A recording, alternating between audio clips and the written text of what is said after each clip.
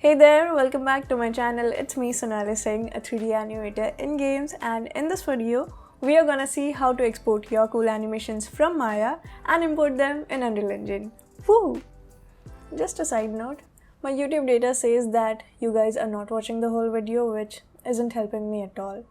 So I would request you to watch the whole video as it will be helpful for both of us. Plus, I have another small giveaway and a new task for you guys. So watch this video till the end. With that said, let's get started.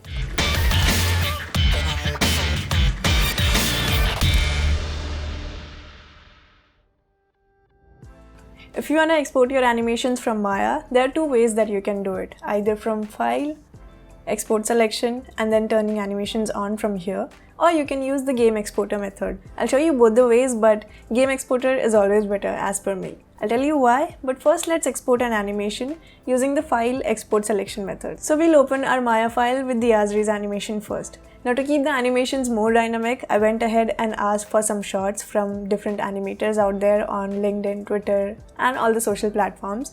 But the only response I got was from people on Twitter. I guess LinkedIn people don't like me anymore. This first shot is by Amure. The rest of the name I don't exactly know how to pronounce, plus I don't want to ruin anybody's name, so here it is.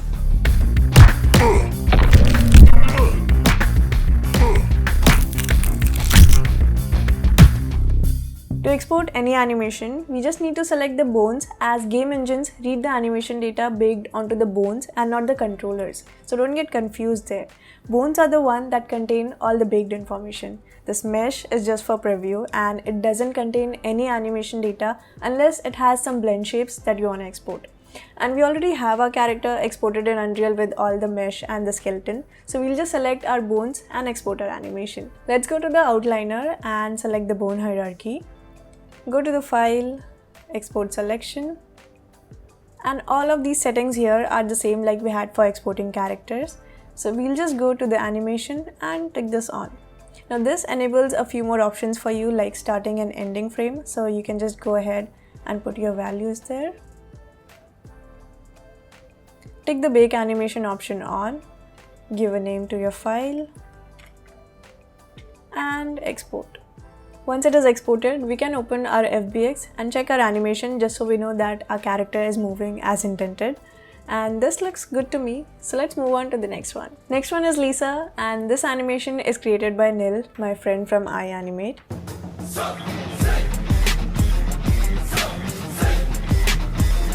This one has a few extra stuff like a different prop attached to her mouth. So if you want to know how to export different props from Maya and attach them to your character in Unreal, you know what to do. Let me know in the comment section below and I'll make a separate video of that. Why do you want to make a separate video on that? Why can't you just show them right here? Because my YouTube data says that you guys are watching just the 20% of the whole video, which is sad looking at all of this effort that goes into making one. Okay, back to the animation. Let's export this using the Game Exporter method, which I highly recommend. So if you don't see Game Exporter here, you can just enable it by going to the Windows, Settings and Preferences, Plugin Manager. Here you can just type FBX and take this on and refresh. We are good to go. Now you'll be able to see this option. So let's select the bone hierarchy from the outliner and go to File, Game Exporter. We have an option here to select our character along with the animation from this model tab, but we are just exporting the animation on joints, so let's go to the animation clips. We have a similar setting here with slightly better features. Under this drop down, we'll choose Export Selection as we've selected our bone hierarchy, and then we'll add a clip. Here you can enter your FBX file name like Lisa Ninja Run, and then you can enter the start and end frame values. Under settings, we need bake animation and embed media ticked, file type to ASCII, and FBX version to 2013. Now this box here which says view in FBX review makes your job easy, because if you keep this on and export your animation, as soon as your export is completed, an FBX review window will pop up and you can just hit play to check your animation. Just like Maya does with Animation Playblast. So let's keep this on and choose a location to save your file and hit export. Here's our FBX review window where you can check your animation. Now the advantage of using Game Exporter is if you close this file and open it again tomorrow or a week later or a month later, it will remember all of your settings. So you can just make any changes to your existing animation and just open Game Exporter and hit export. It will remember all of your settings like the file name, the time range, the location where it was saved. So this already saves so much time when compared to exporting your animations using the previous method where you'll have to manually add all of those settings every time you export.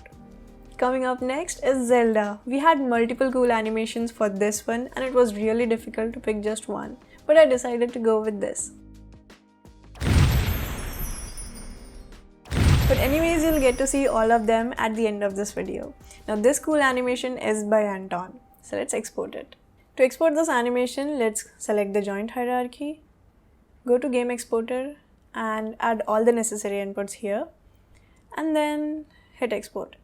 Let's take a look at that in the FBX review. Everything looks good to me. Now that we have all of our animations exported, it's finally time to get these in Unreal. I'm so excited. Let's get Zelda first. So I'll open the same project that I used in my last video where I have all my characters imported. And I also have an individual animation folder for each of my character. Now you can keep the folder structure however you want. So now we'll just drag our animation FBX from our Explorer to a content browser.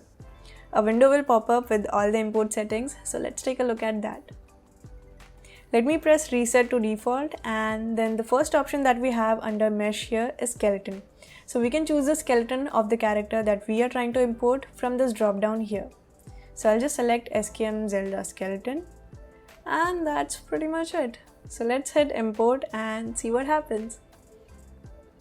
We get an error which says imported bone transform is different from the original, which basically means if you take a look at your animation, it looks like this. This is because in Maya we have Y up and in Unreal it's Z up. So it's just a small orientation issue which can be easily fixed by rotating your character 90 in the import settings.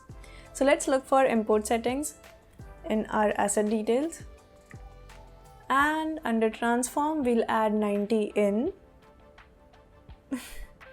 If you don't know in which axis you need to rotate your character, you can just look at this view axis in the corner and you'll notice that you need to rotate your character around the x-axis, which is also known as roll. So roll, pitch and yaw are just corresponding for x, y and z axis. So add 90 here and re-import animation. Like I showed you in my last video, you don't have to delete everything and import them again. So let's take a look at the animation. Now it looks good. Next we'll go ahead and import Azri's animation. But before we do that, let me tell you something very important that you need to consider while creating and importing your animation for games. You must be thinking, what is it? It is the frame rate for your animations. For rendering purpose, it is fine to import your animations at your desired frame rate with the default animation settings like we did with Zelda. So if you take a look at this animation, it says the frame rate is 24, which is what it was made at. And we can verify the same if we go back to the Maya file. Here it is, 24 FPS. But if you want to export your animations for a game, then as an animator, you would want to get some idea on what the desired frame rate is for your animations. Usually it is 30 FPS for games and that is the default for Unreal as well. Now for movies and cinematic kind of renders, 24 is the number. Now how do we know this or change the frame rate while importing our animations? So let's import Azri and we'll take a look at it.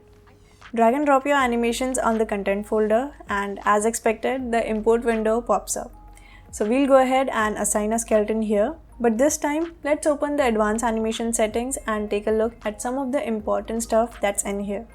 First thing we see here is the animation length and it does exactly what it says, which is defining the length of the animation that is being imported. Now by default, it is set to exported time, which means the frame range the animation was exported from Maya will be used here. If you just open the drop down menu, you'll see two other options, that is animated time, which means the frame range based on the frames that have animation.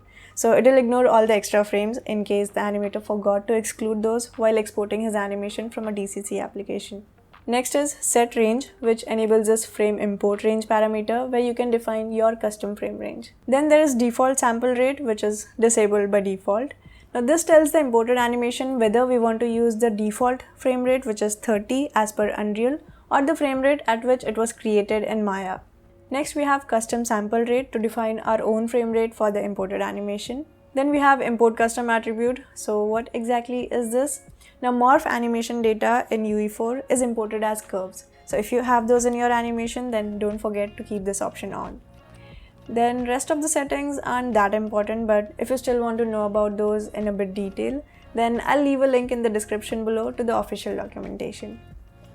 Since we are not importing this for implementing it inside a game, we'll just go ahead with the default settings and hit import all.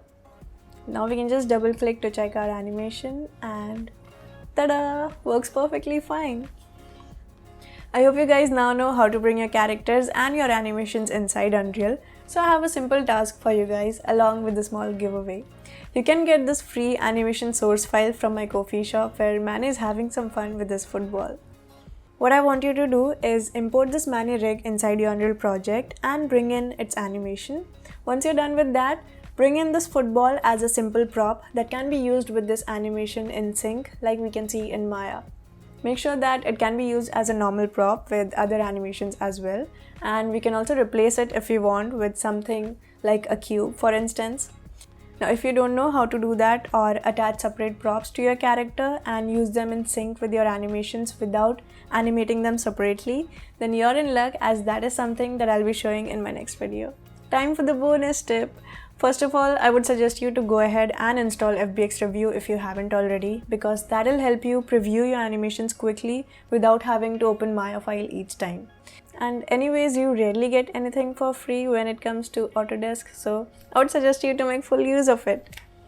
Second tip is, if you drag your animation FBX directly to a folder which contains your desired skeleton, then you don't have to manually assign it. UE4 automatically does that for you. So if I import my Lisa animation here in this folder which has my character, you'll notice that the skeleton is automatically assigned. Now for some reason we don't need the 90 rotation for her. I don't know why that is. If you somehow figure it out, please let me know in the comment section below. So let's just keep that 0 and import. Works perfectly fine. Hope you guys enjoyed this video and learned something helpful. If you guys did, I don't understand why you would not subscribe to my channel. 60% of my audience hasn't subscribed. What the? Anyways, share it along with your friends, colleagues, people you know, and give this video a big thumbs up, as I'm sure you don't want me to share my stats on that. Until the next time, see ya!